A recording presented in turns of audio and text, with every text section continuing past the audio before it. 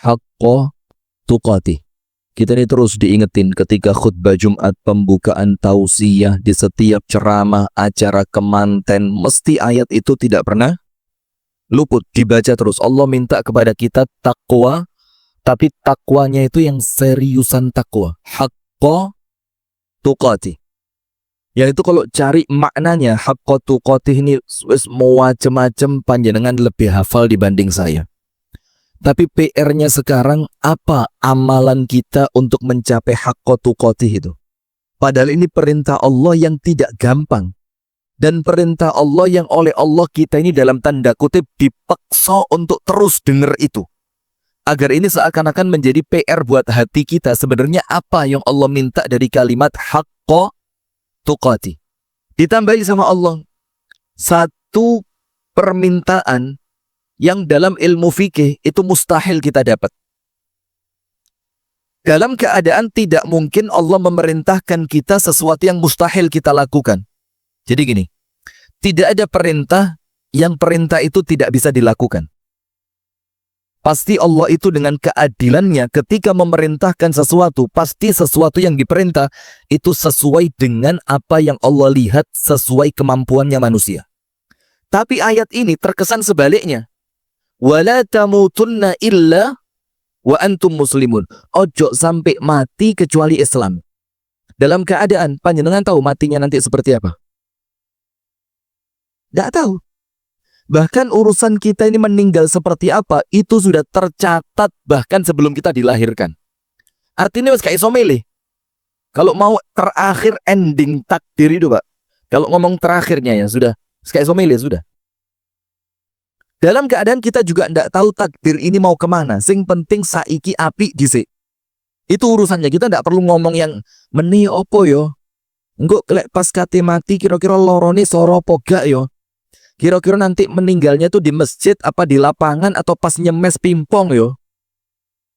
Nah, ini pertanyaan yang sebenarnya juga tidak masuk akal juga. Mau apa wong podo-podo gak ruwe? Sementara yang Allah tuntut dari kita itu bukan besok seperti apa, tapi hari ini kita bagaimana. Karena satu yang kita tahu, hal jazaul ihsani illal ihsan. Pokok hari ini panjenengan sae, benjing Allah pasti balas dengan kebaikan. Hari ini baik, besok pasti Allah balas dengan kebaikan. Nah, sekarang dijelaskan oleh para ulama, ya apa ini? Kok Allah itu memerintahkan kita dengan sesuatu yang kita tidak punya kuasa di situ. Wala tamutunna illa wa antum muslimun. Ojo sampai wafat, jangan sampai mati kecuali kalian dalam keadaan muslim. Kata para ulama, maksudnya ayat ini minimal dua. Nomor satu, karena kita ngerti urusan mati seperti apa bukan urusan kita, maka disuruh kuat-kuat bergantung kepada Allah. Jadi disuruh menguatkan diri untuk betul-betul pasrah dan berharap kepada Allah. Ya Allah, kami tahu kematian kami tidak bisa kami pilih seperti apa. Kami tahu kematian kami ada pada kuasa-Mu ya Allah. Maka kami mohon ya Allah. Dan tidak boleh berhenti terus. Wafatkan kami dalam keadaan yang terbaik. Minimal muslim. Bahkan kalau kita perlu doa, Pak, kita doanya, Pak, ya Allah, wafatkan pas sujud ketika sholat tahajud. Siapa yang tidak kepingin coba? Ayo angkat tangan yang tidak kepingin. Angkat tangan. Tapi tadi malam tahajud. Nah, kalau tadi malam tahajud berarti keinginan itu masih sinkron. Iki kepinginnya wafat sujud pas tahajud tapi ditanya tadi malam tahajud. Ya besok malam. Iya lah ketemu besok malam. Kalau habis pengajian pas nyemes pimpong meninggal ya apa? Mes. Lah kok berarti kata terakhirnya apa? Smes. Masya Allah. Na'udzubillah min dzalik. Nah, maka yang pertama, menurut para ulama, ayat ini wala tamutunna illa wa antum muslimun itu dorongan agar kita ini gemandul marang Gusti Allah. Betul-betul terikat dengan senantiasa minta pertolongannya Allah. Iyyaka na'budu wa iyyaka nasta'in. Betul-betul pertolongan itu kita minta dari Allah. Jangan sampai mengandalkan kemampuan diri. Lalu kita dulu Pak, isuk dele, sore tempe. Tahu apa tempe? Enak mana kira-kira? Yang kedua, dijelaskan di sini untuk senantiasa hati-hati.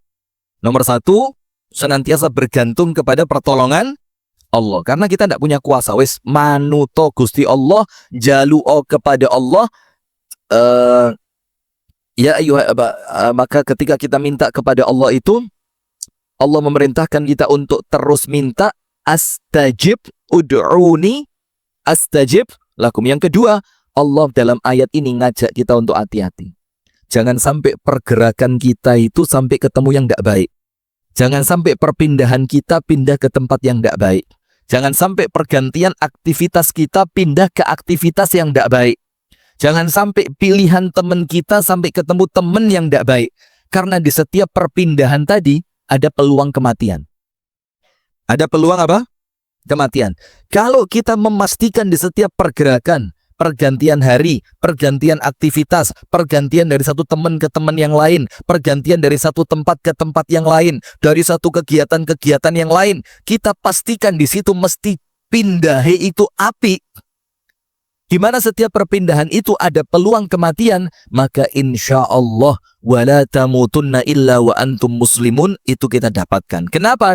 Karena memang kita tidak pernah bergerak kecuali pergerakan itu pindah dari satu api menuju api yang lain, dari satu baik menuju baik yang lain. Maka obatnya mek siji minimal Pak Gatot, ojo kakean gula. Tak coba sih, bismillah. Kak matur suwun malah dikritik. Masya Allah, kurang didik. Lek akeh kakean didik, lek dilongi kurang didik. Ya menungso Pak, mau gimana ya? Lah inilah manusia ya. Nah maka dengan itu Rasulullah SAW bersabda begini, "Idza aradallahu qabdha abdin qabdha ruha abdin qabdha ruhi abdin faj'alahu fi ayyi makanin hajatan lahu," atau kama qala Nabi. Ketika Allah itu ingin mencabut nyawa seorang manusia dan ditakdirkan sama Allah mencabut nyawanya di suatu tempat yang berbeda dengan tempat kebiasaan dia di mana. Jadi misalkan panjenengan biasanya di Pare. Ternyata sesuai catatan takdir panjenengan meninggalnya di Ajusnya api. Saya rotok medeni gitu loh. Nah, ternyata sesuai catatan takdir panjenengan itu meninggalnya di Mojokerto. Katakan a'azzanallahu wa iyyakum, semoga apapun yang Allah pilih itu baik buat kita ya. Sudah? Maka karena memang panjenengan bendino Pare terus muter tok ini Pare. Maka oleh Allah panjenengan dibikin punya hajat, punya keperluan untuk di mana panjenengan pasti ada di tempat di mana panjenengan nyawanya akan dicabut. Nah maka hati-hati, setiap pergerakan kita ini boleh jadi itu memang Allah menggerakkan karena di tempat itu kita bakal mati. Nah maka inti dari kalimat wala tamutunna illa wa antum muslimun itu bagaimana kita ini senantiasa waspada. Hadirin sekalian yang dirahmati oleh Allah Subhanahu wa taala, menuju kedamaian jiwa. Begini, kalau sudah ngomong jiwa, itu jelasnya namanya dalam bahasa Islam nafs. Kedamaian itu salamah atau roha. Salamah atau roha. Nah maka kalau digoleki gampangin, ya sudah, intinya satu. Rohatun nafsi, salamatus sadri, wa tazkiyatun nafsi. Wis antara muter-muter di situ tok. Karena semua dari manusia ini Pak, bukan di sini. Orang kalau pikirannya wabot, sing penting atine tenang, yo beres. Maka begini, ada orang yang pikirannya ringan. Anak yo mek didik, biaya sekolah yo gak sepiro, larang, omah yo wis enek, pekerjaan yo wis mapan. Tapi ben ketemu koncone ngopi, sumpek. Sampai koncone bilang apa? Jadi sampai ini sumpek opo sih? Nah, maka artinya bukan pada pikiran dan juga bukan pada beban hidup. Kalau ngomong beban hidup, nun sewu nggih, tidak ada yang beban hidupnya itu mengalahkan Kanjeng Nabi Muhammad. Siapa coba? Yang dipikir itu bukan cuma mikir istri, mikir anak, mikir cucu, mikir diri. Tapi yang dipikir siapa? Umatnya. Dan yang dipikir bukan umat yang di jero masjid. Yang dipikir oleh Nabi Muhammad itu, yang menyibukkan pikiran beliau, itu justru umat yang hidayah belum sampai kepada mereka. Maka ketika malaikat Jibril datang dalam hadis riwayat Imam Muslim, di pojokan kota Madinah, di salah satu sudut kota Madinah. Malaikat Jibril itu mengatakan begini, ya Muhammad, bashir ummataka annahu man laqiyallaha la yushriku bihi syai'an dakhalal jannah. Wahai Nabi Muhammad, berikan berita gembira untuk umatmu. Pokok ceritanya gembira-gembira wis. Lek serem-serem urip panjenengan pun penuh dengan kesereman ya. Sudah, berikan berita gembira untuk umatmu. Apa berita gembiranya? Barang siapa di antara umatmu, siapapun orangnya, pokok meninggalnya tidak pernah syirik, melbu surga. Itu kan cukup menjadi berita gembira buat kita. Sing penting gak syirik, melbu surga. Enak apa ndak? Yo pol jani. Tapi untuk Nabi Muhammad itu belum cukup. Ternyata hadis ini tidak menjadikan Nabi Muhammad lego. Nabi Muhammad mengatakan apa? Ya Jibril, kalau bahasa kita nggih, umatku itu yo macem-macem. Tidak hanya umatku itu yang ahli masjid mustaqim, subuh mustaqim, beduk mustaqim, asar mustaqim, maghrib mustaqim, isya mustaqim. Umatku itu bukan cuma sing gedung di masjid mustaqim tok. Tapi umatku ini yo ono sing kecantol di judi online, ada yang kecantol di urusan riba, ada yang kecantol di non sewu nggih, a'azzanallahu wa iyyakum, Allahumma yasturna al-jami', semoga Allah nutupi aib kita semua. Ono sing kecantol di prostitusi, ono sing kecantol di narkoba. Ternyata yang dipikir sama Nabi bukan yang sujud. Lek sujud iki insyaallah ya, bukan mengecilkan ya. Ya insyaallah wis, insyaallah panjenengan surga lah wis, surga. Maka yang dipikir oleh Nabi itu umatnya yang memang apa? Kaifa ya Jibril in zana in sarok. Tapi umatku itu sing pernah mencuri, yang pernah berzina bagaimana? Ojo dipikir noto umatku sing umum-umum. Kata Jibril apa? Wa in zana wa in sarok. Ini dua dosa besar ini perwakilan saja, mewakili dosa besar yang lain. Maka malaikat Jibril mengatakan, jangan khawatir wahai Muhammad, Allah akan menjadikan dirimu senang. Wala saufa yu'tika rabbuka fatardo. Anda buka tafsirnya kalimat fatardo itu, Nabi Muhammad oleh Allah dijamin tidak akan sedih karena umatnya. Maksudnya apa? Umatnya Nabi ini Pak, wis yang penting manut. Ojo akan protes. Tidak ada Islam Protestan itu, tidak ada. Yo secara nama minimal ya, jane lek digoleki wonge ya enek ae. Ya ini ra cocok, ono ra cocok, tak miriki ra gelem, tak miriku ra gelem, njalukmu piye gitu loh.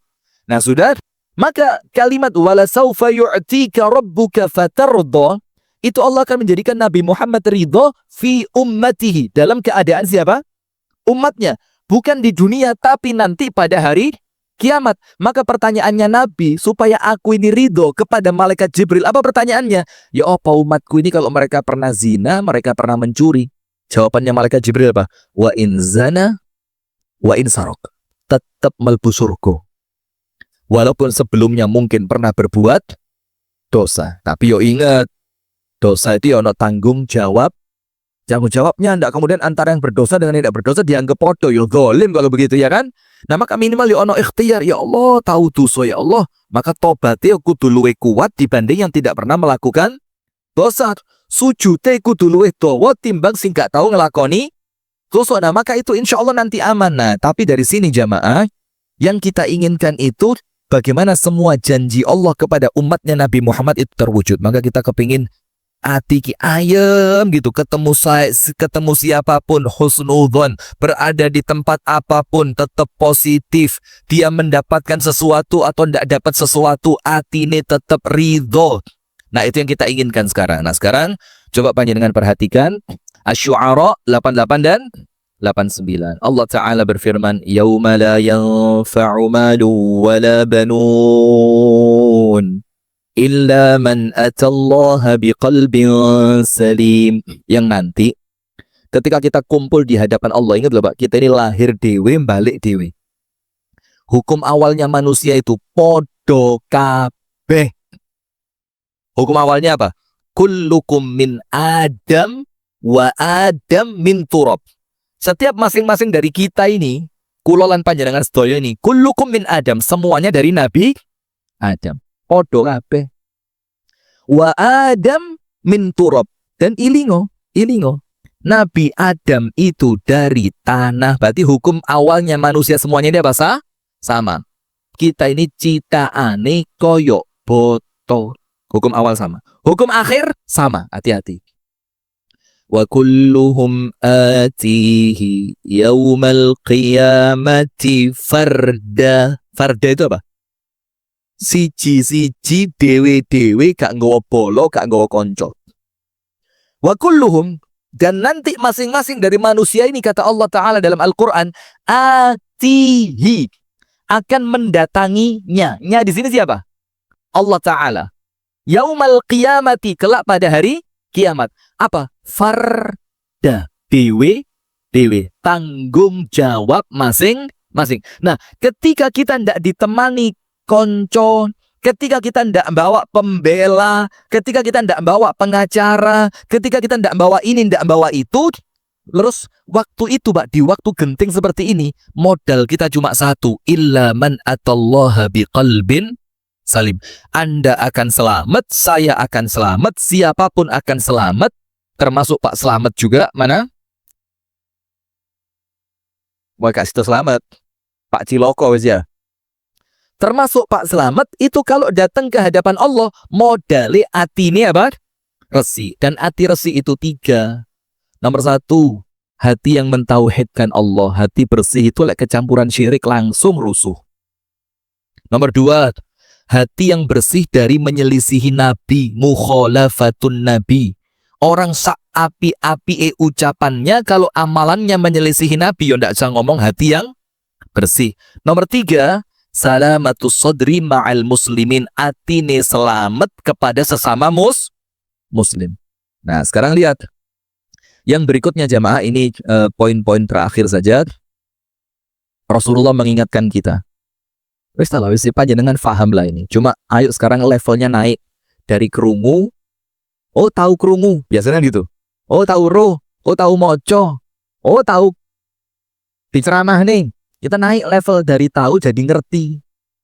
Beda loh, Pak. Ngerti itu kalau dalam Islam itu faham. Maka Rabbi zidni ilma warzuqni fahma. Kalau ilma itu tahu, fahma itu ngerti. Sekarang begini, gampang. Apa jenengan tahu, Pak, renang itu apa? Semua orang mesti tahu yang namanya renang. Tapi apakah orang yang tahu tentang renang Anda pastikan bisa berenang? Enggak. Belum tentu. Nah, maka kita naikkan dari tahu menjadi ngerti. Nah, nanti kalau sudah ngerti, insya Allah diamalkan. Maka begini, kalau sekedar tahu, Pak, sopo sih yang enggak tahu kalau apal Quran itu baik? Semuanya tahu. Tapi siapa di antara kita yang sekarang sampai detik ini masih punya keinginan untuk apal Quran dan ngelatih walaupun 1 ayat bentino? Mana orangnya? Nah, maka lihat. Kita tahu, Pak. Tapi ditingkatkan menjadi ngerti. Kalau sudah ngerti nanti bisa mengamalkan. Nah, sekarang begini, saya bacakan. Rasulullah itu ngewanti-wanti betul sama kita supaya uripiku damai. Ketemu siapapun penak, kekancan mbek siapapun iso, kumpul mbek sopo ae gak dadi masalah. Panjenengan datang ke tempat apapun tidak menjadi benalu, tapi panjenengan mendatangkan manfaat. Rasulullah mengatakan kepada kita, la tabaghadu, janganlah kalian saling membenci. Wala tahasadu, janganlah saling hasad. Wala tadabaru, jangan saling membelakangi. Ngerti tidak membelakangi? Gak nyopo, mencep. Petuk uang itu kudu kesampluk kipas helikopter. Kayak oleh mana ya? Jangan saling membenci, jangan saling hasad, jangan saling membelakangi lo. Kalau mau ngomong sunnah, Pak, lo ini lo sunnah, ini lo sunnah. Anda tahu kemarin Ustadz astagfirullah wa atubu ilaih, Adi Hidayat. Ketika kan sekarang beliau lagi dekat dengan Pak Presiden Prabowo. Itu kan kemudian sering diundang, ya bukan sering lah, sempat beberapa kali diundang untuk apa? Datang, membawa ulama-ulama Al-Azhar datang kepada Pak Prabowo. Kemudian kemarin acara terakhir kemarin diminta apa? Berdoa. Itu ada komen begini, Pak. Memberikan perpindahan jenggot Ustadz Adi Hidayat. Terus si yang posting ini, Pak. Dan ini bukan akun abal-abal loh.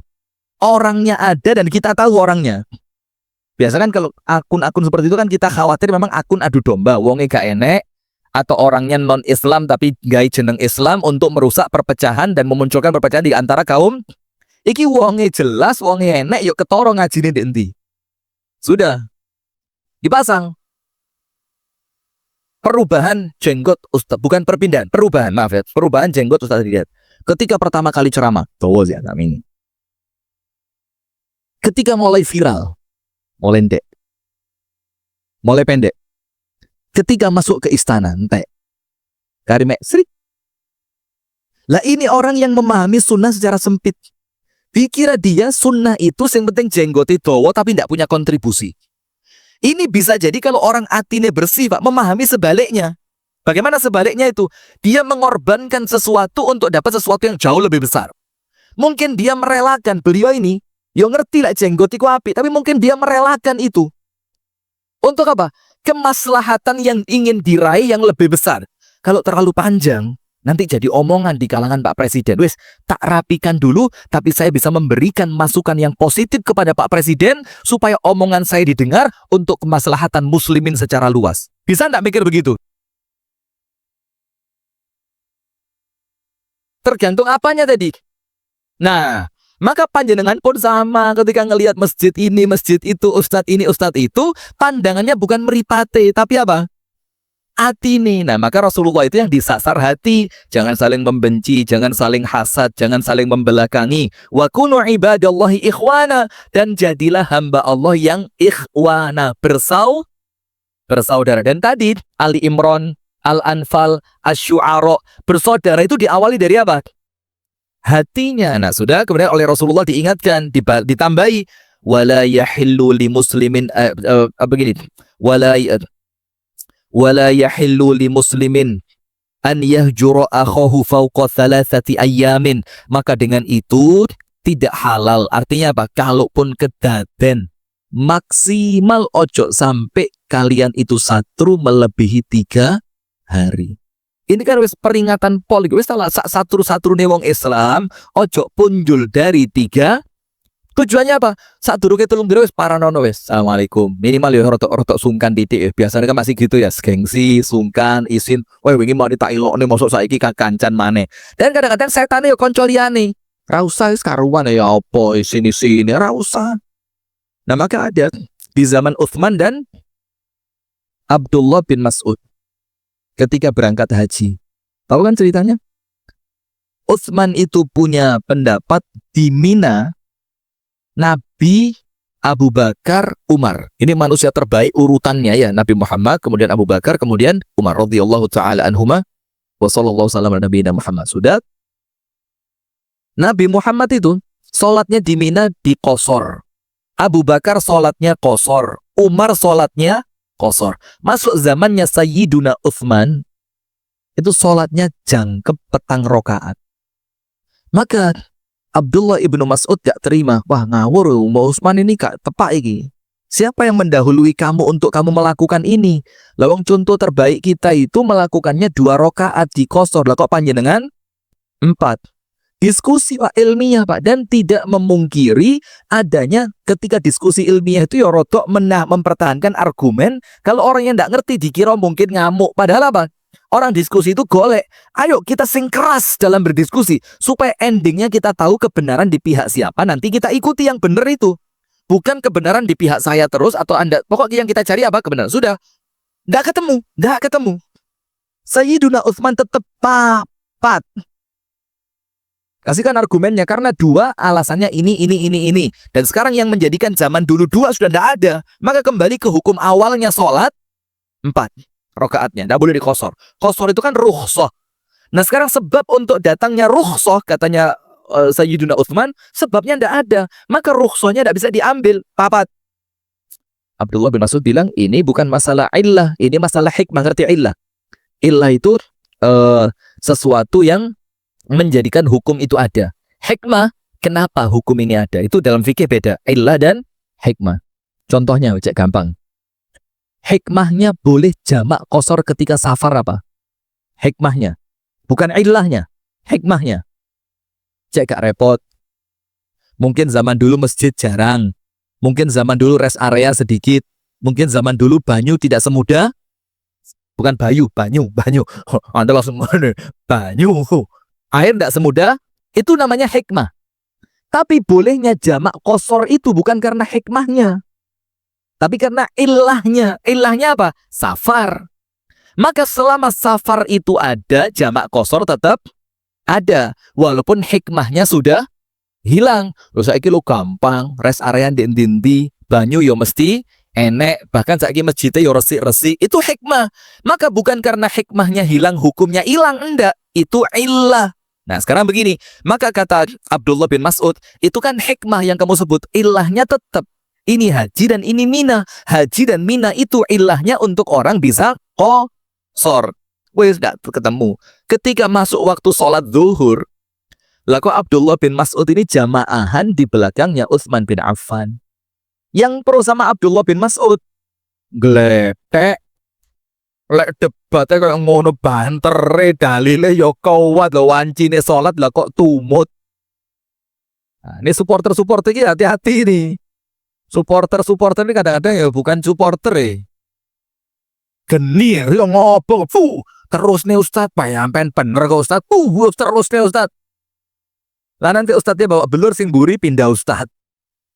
Oh tiba nih Ustadzku kalah. Kalau rono ae lo, ya dikerucuk jeruk panas sampai kan. Nah sudah, maka ketika sholat ternyata Abdullah bin Mas'ud ikut. Teman-temannya bilang apa? Sholat dewi ae. Cari Utsman Rabbani. Ayo sholat. Tendo dewi, ayo. Bisa penak-penak. Utsman salah resak deloi. Ayo sholat dewi. Sudah kata Abdullah bin Mas'ud? Ya. Kenapa? Al-khilafu syarrun. Beda itu gak enak. Beda itu apa? Gak baik. Beda itu jelek. Sementara haji ini waktunya umat Islam menampakkan syiar kebersamaan. Lah kalau gara-gara ini saya pindah ke sana, ya saya malah menghilangkan prinsipnya untuk mengikuti cabangnya. Seharusnya perkara furuk cabang ini saya relakan untuk ketemu prinsip persatuannya. Nah sudah apa yang terjadi jamaah? Akhirnya ikut sholat di sana. Kata Abdullah bin Mas'ud apa? Luang papat yo sholat, luru yo sholat. Lah oleh podo-podo sholat kenapa gak ngalahai? Walaupun kalau kita mau ngomong dalil Pak, ya jujur. Dalil yang menang dalilnya siapa? Abdullah bin Mas'ud. Wong Nabi loro, Abu Bakar loro, Umar loro. Lagi papat melu sopo.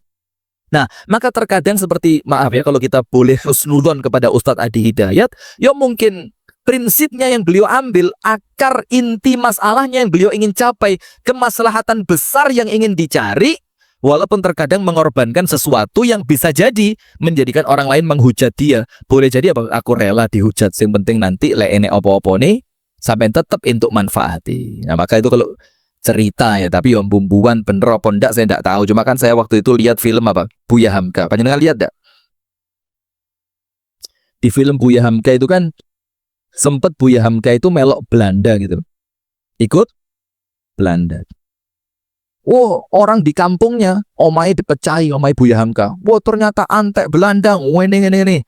Tapi ternyata mereka apa? Mereka tidak tahu di balik itu ada diskusi antara Buya Hamka dengan orang Belanda. Ini filmnya loh ya. Nanti jangan dituntut saya, keluarganya Buya Hamka tidak terima. Lo tuntutan produser yang di profil kami ngono kok. Nah, ternyata ada diskusi atau ada bargaining. Kesepakatan antara Buya Hamka dan Belanda, pokok sampean manut, kampungmu gak tak serang.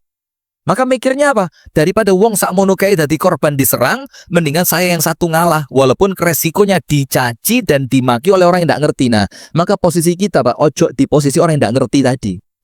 Engko lek akhirnya ngerti, sisa getun karya apa? Getun. Maka untuk mencapai hati yang damai, kedamaian jiwa segala macam itu intinya di jerone hati. Nah, maka satu tok obate hati sing paling top, baca Quran dan tadabbur. Kalau mau banyak ya banyak. Tapi inti yang paling makjelep ngeresi hati apa? Baca Quran lan maknane, diangen-angen. Apa sih maksudnya Allah? Apa yang Allah ingin? Tapi diangen-angen bukan dari pikiran panjenengan, Pak. Mau coba kitab tafsir. Sehingga apa? Itu insya Allah melunakkan dan membersihkan hati.